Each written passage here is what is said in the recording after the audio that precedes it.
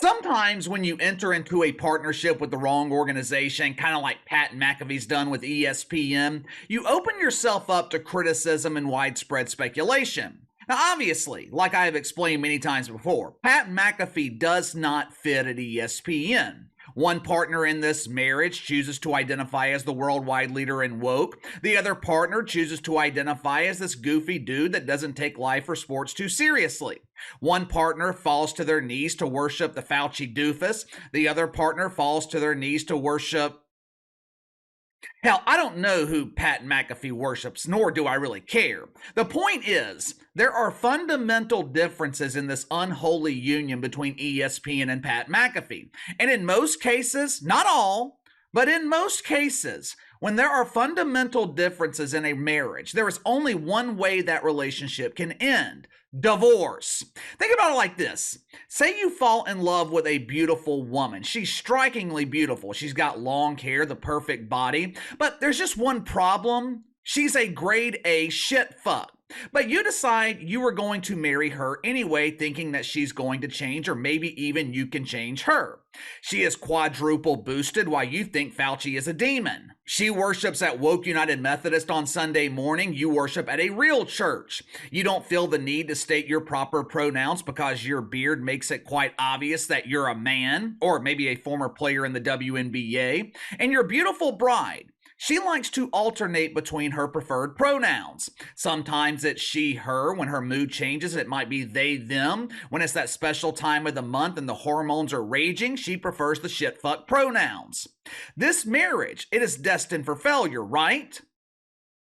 There's just too many fundamental differences for this marriage to work out. It's the same thing with ESPN and Pat McAfee. It seems like the only thing that ESPN and Pat McAfee have in common is money.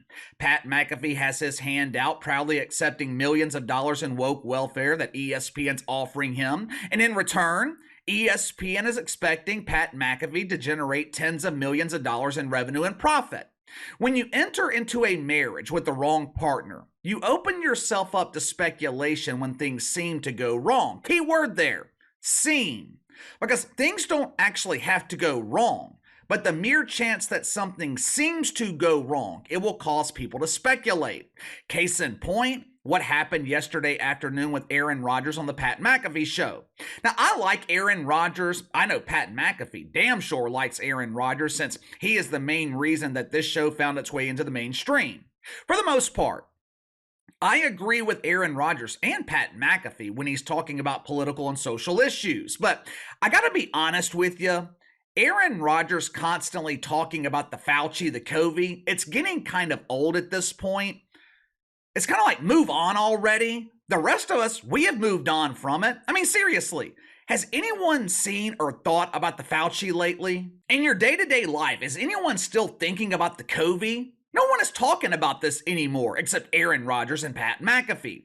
It's becoming a gimmick at this point, and you guys know how I feel about gimmicks. Gimmicks are designed to last for a certain amount of time, and with this gimmick, time has run out. Yesterday afternoon, Aaron Rodgers makes his weekly appearance on the Pat McAfee Show. Since it was Halloween, Pat McAfee and his crew, they were dressed in their costumes. Pat McAfee looked to be dressed like a shark or maybe a whale. I guess he was dressing as the Lizzo for Halloween. AJ Hawk looked like a member of the Grateful Dead. And then you had Aaron Rodgers, who was dressed like Aaron Rodgers. And you know what? Good for him. I'm the Grinch when it comes to Halloween. Thousands of people invade my neighborhood every year. They literally bus people from all over the city, and they invade the neighborhood every Halloween. Streets are closed. You can't really leave your house. To be honest, it's absolutely miserable. But Pat McAfee, he asked Aaron Rodgers why he's not pretending to be a child again and dressing up for Halloween. As Aaron Rodgers was explaining to Pat McAfee that he was a grown man, he doesn't dress up for Halloween anymore, they started making jokes about his potential costume and what it could be. Now, of course, the jokes, they were all centered around the COVID. Watch for yourself. What was it today? I apologize. Fauci? What was it? A vaccine? A doctor? A scientist? It was a spike protein. Oh, I don't know.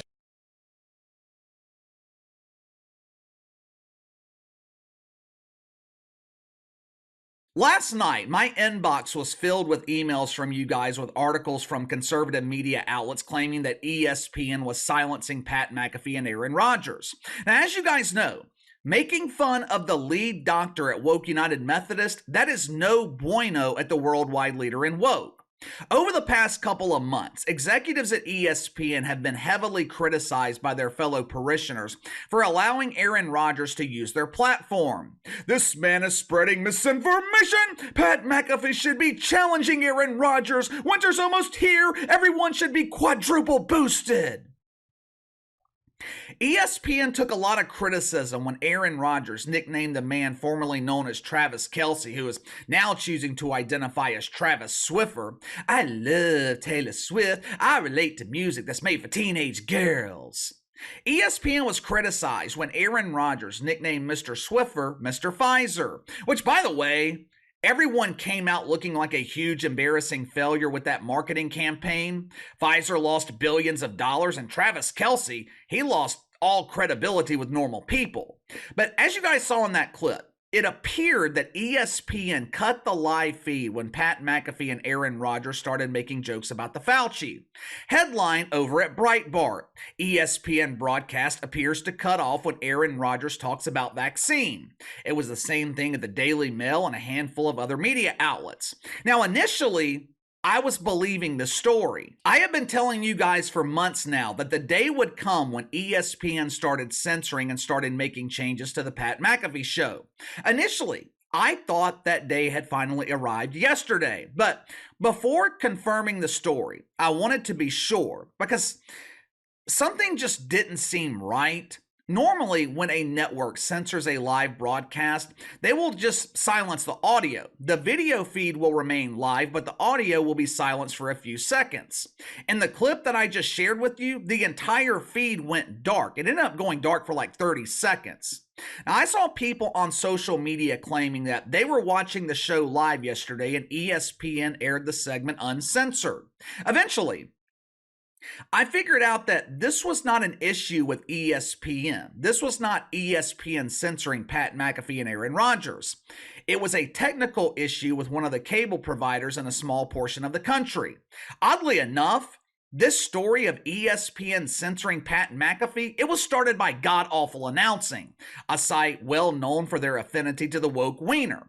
Now, while it would perfectly fit my own personal narrative that ESPN is going to eventually censor and change the Pat McAfee Show, that's just not the case for this particular situation. I'm not here to lie to you guys. I'm here to tell you the truth. And for this particular situation, that is the truth. ESPN did not censor Pat McAfee and Aaron Rodgers yesterday, but that does not mean it's not coming. That doesn't mean it won't happen in the future. We are going on 3 months now of the Pat McAfee Show airing on ESPN. Now, the good news for Pat McAfee, he is performing very well in the 18 to 49 demo. That is the demographic that advertisers covet, and that demo makes up 50% of his audience on ESPN. Problem is, 50% of Pat McAfee's audience ain't that many people. The truth is, Pat McAfee is struggling to resonate with ESPN's audience. First Take was Stephen A. and the grown man who calls himself Shay Shay. First Take is still performing very well. They drew 731,000 viewers on Monday morning. PTI remains the highest rated show on ESPN outside of live sports. They pulled 937,000 on Monday. That's a great number. Even shows like Around the Horn, which have been struggling for years now, even shows like Around the Horn have seen increases in ratings lately. Monday afternoon, Around the Horn, 530,000 viewers. The NBA pregame show, and I haven't seen this new lineup on ESPN yet, but typically, ESPN has the worst NBA pregame shows on television. NBA pregame show, 642,000 viewers. And then you have Pat McAfee. During NFL season, the Monday following NFL Sunday is normally the most watched show of the week for shows like Pat McAfee or First Take. People are tuning in to see reactions from everything that happened on Sunday afternoon.